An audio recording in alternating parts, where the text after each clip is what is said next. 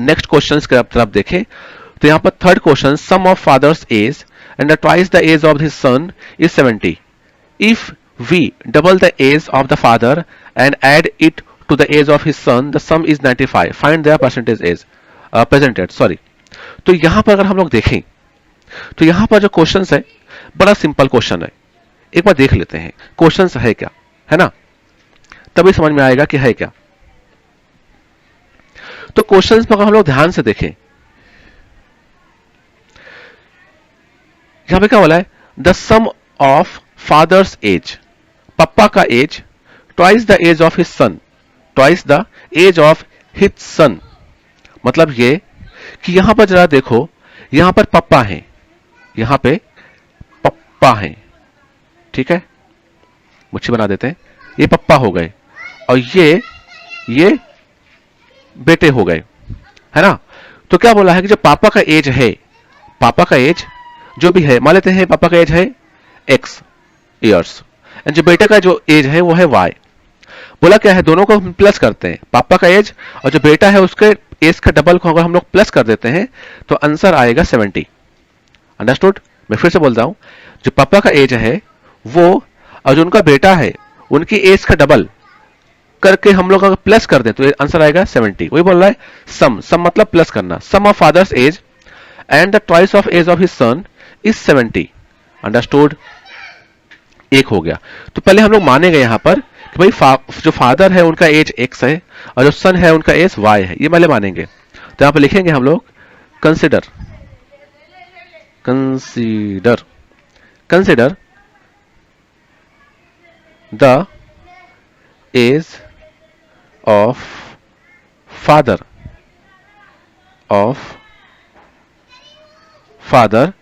B x and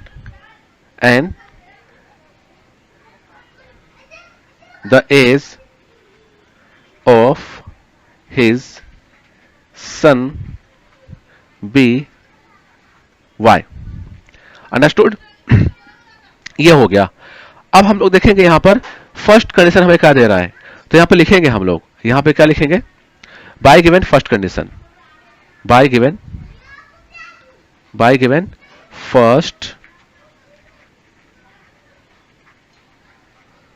condition. तो सम of father's as, तो वही लिख देंगे. तो वो जो सेंटेंस है पूरा वो लिखेंगे यहां पर. सेंटेंस यहां पर क्या है, the sum of father's, I am really sorry, हालांकि ये तुम्हें मैं लिख रहा हूं, ये पॉज भी करते हो. तो फादर्स एज एंड ट्वाइस, मैं डैश कर देता हूं, आगे लिख देता हूं इज 70. ठीक है, तुम समझ जाना कि मतलब यहां से लेके पूरे यहां तक तुम्हें लाइन लिखना है. ठीक है. तो यहां पर हम लोग अगर देखा जाए तो यहां पे हो जाएगा x plus 2y equal to हो गया 70. ये हो गया हमारा first equation.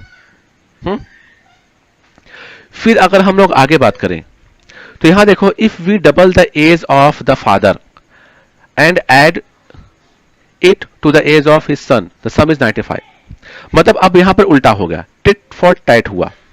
Tit for tat क्या हो गया, यहां पर देखो कि अब हम लोग क्या कर रहे हैं, फर्स्ट कंडीशन में हमने क्या किया कि बेटे की एज को डबल करके फादर की जो करंट एज है हमने उस पर प्लस कर दिया. लेकिन अभी हम लोग क्या करने वाले हैं कि उसका उल्टा करने वाले हैं, फादर की एज को डबल करके, फादर की एज हमने डबल किया और उसको हमने बेटे की जो करंट एज है उसमें प्लस कर दिया. तो आंसर आ रहा है 95. Understood.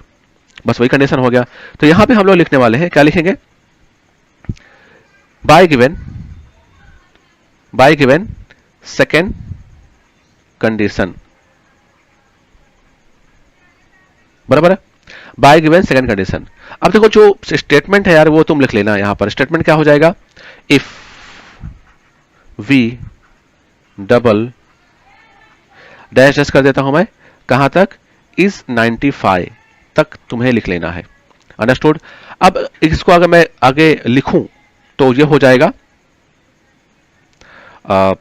2x plus y equal to 95.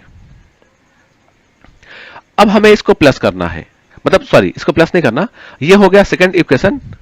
अब हमें इसको सॉल्व करना है, अब हमें इसको सॉल्व करना है। फर्स्ट और सेकंड क्वेश्चंस को, इक्वेशंस को देखकर हमें सॉल्व करना है और हमें यहां पर वैल्यू निकालना है ना। तो अगर यहां पर अगर देखोगे ये जो क्वेश्चन है, हालांकि इसको तुम डायरेक्टली सॉल्व कर सकते हो, यहां पर तुम 2 से कर दो मल्टीप्लाई, है ना, 2 से कर दो मल्टीप्लाई, तो फिर एक बनेगा इक्वेशन, फिर सॉल्व कर लो।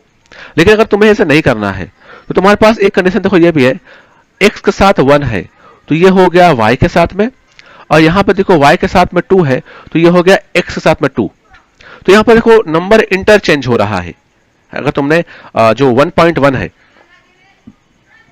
1.1 का सेकंड का 7th और 8th क्वेश्चन देखो, कुछ ऐसा ही है। मतलब ऐसा होगा ax plus by equal to, अगर तुमको दिया है c, तो सेकंड जो इक्वेशन बनेगा वहां पर ऐसा हो जाएगा कि bx plus ay equal to हो जाएगा d, है ना। तो जो x के साथ a था वो b के साथ हो जाएगा, सॉरी जो y के साथ हो जाएगा वो, बराबर है। और जो b y के साथ में है वो सेकंड इक्वेशन में x के साथ में हो जाएगा, वही यहां पर हुआ है। तो ऐसे क्वेश्चंस को सॉल्व करने के लिए सिंपल सा स्टेप होता है कि एक बार प्लस करो और एक बार सब्ट्रैक्ट करो। सॉरी, तो हम देखेंगे यहां पर, एक बार ऐड करते हैं, तो यहां पे लिखेंगे adding first and second equation, है ना। तो हो जाएगा यहां पर क्या, x plus 2y equal to 70, फिर यहां पे हो जाएगा 2x plus y equal to 95। हम इसको ऐड कर रहे हैं, बराबर है।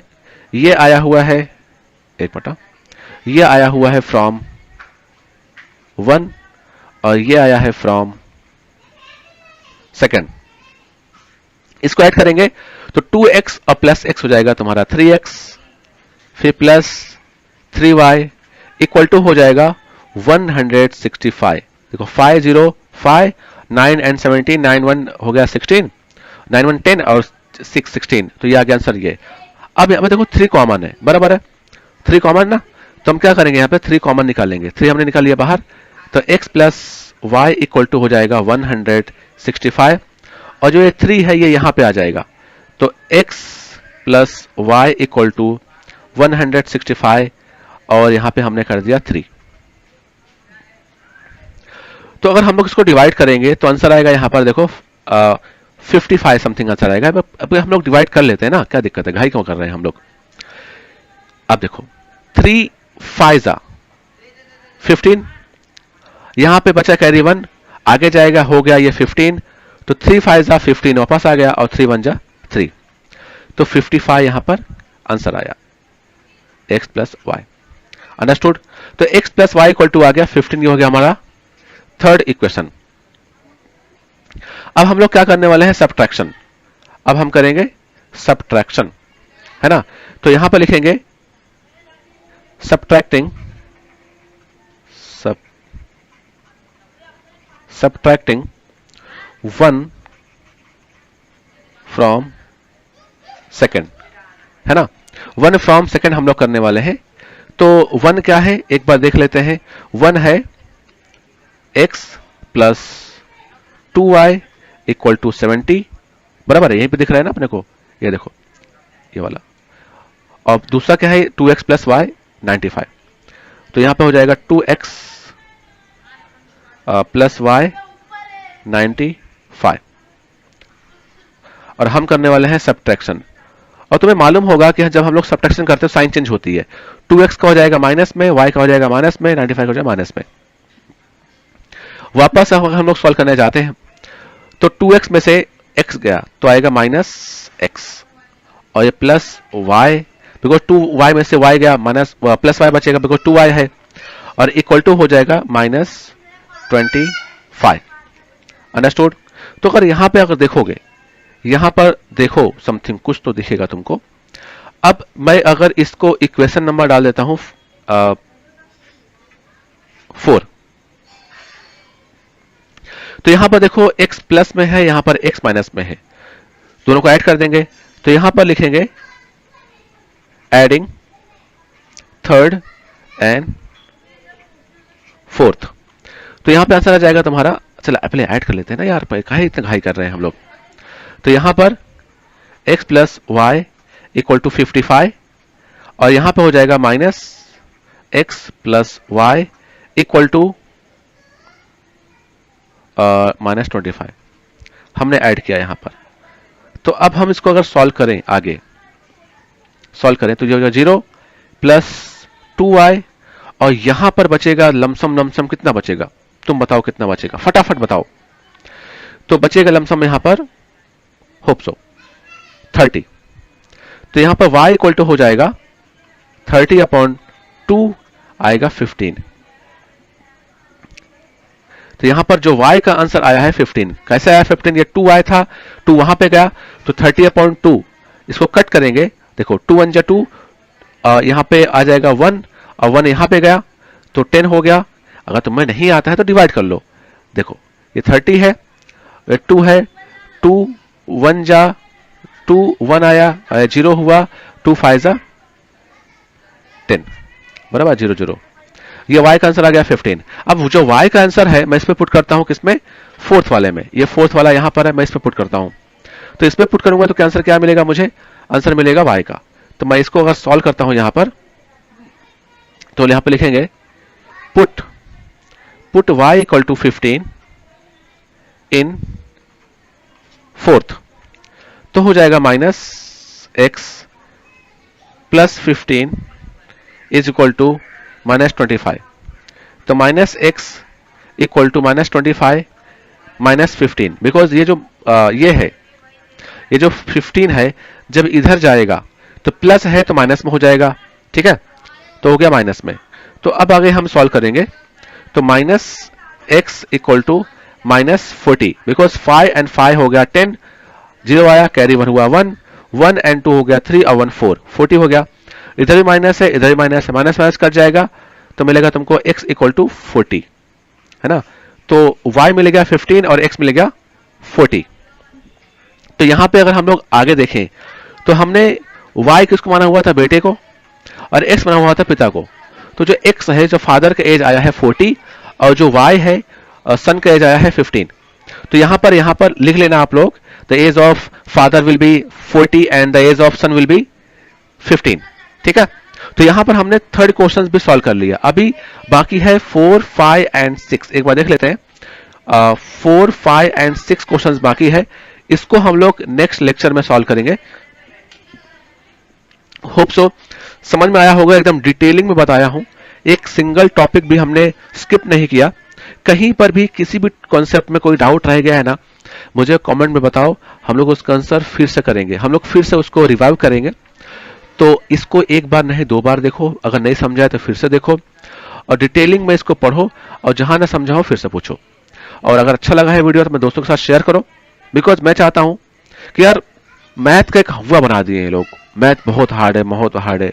मैथ हार्ड नहीं है, बिकॉज इसमें तो याद भी नहीं करना होता।